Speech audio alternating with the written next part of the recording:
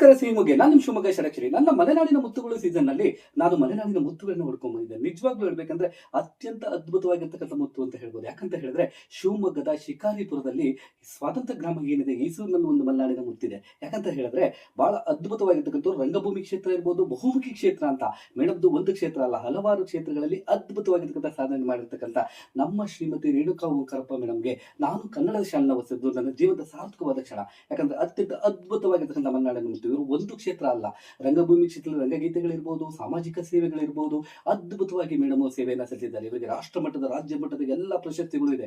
ಒಂದು ಎರಡು ಪ್ರಶಸ್ತಿ ಅಲ್ಲ. ನಿಜವಾಗ್ಲೂ ಮೇಡಮ್ಗೆ ನಾನು ಕನ್ನಡದ ಶಾಲೆನ ಹೊಸದು ನನ್ನ ಜೀವನದ ಸಾರ್ಥಕವಾದ ಕ್ಷಣ. ಇದೊಂದು ಅದ್ಭುತವಾಗಿರ್ತಕ್ಕಂಥ ಕ್ಷಣ. ಓಕೆನಾ? ಕಟ್ ಮಾಡಿ.